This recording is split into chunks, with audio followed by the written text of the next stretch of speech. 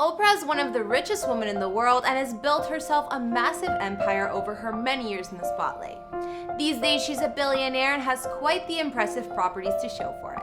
Looking at Oprah's life now, you might find it hard to believe that she grew up poor, but it's a true rags to riches story. These days, Oprah owns multiple homes, her main mansion being worth almost $90 million and was even nicknamed the Promised Land. In this video, we'll be giving you all the details on where Oprah calls home. Oprah Winfrey is a media executive, actress, talk show host, TV producer, philanthropist, and more, who's 66 at the time of this recording. She's best known for her talk show, The Oprah Winfrey Show, which was the highest rated TV program of its kind and ran for 25 years. Oprah transitioned her hit show into a media and business empire, to say the least. Oprah launched her cable TV channel OWN in 2011 and already had her own Oprah magazine at the time too. Among her many endeavors, she's also co-written 5 books, invested in Weight Watchers while being an ambassador for the brand, and signed a deal with Apple's streaming service to release original content such as a book club and much more. Like I mentioned, Oprah was born into poverty in rural Mississippi and faced other hardships when she was young, like sexual abuse, discrimination, and more. Despite any obstacles, she kept moving forward and has earned every bragging right. Oprah is an inspiration to many and makes sure she gives back to the world all the time and in big ways.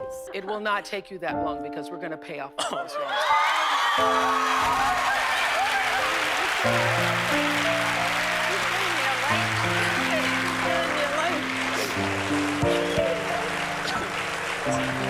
How can I ever thank you?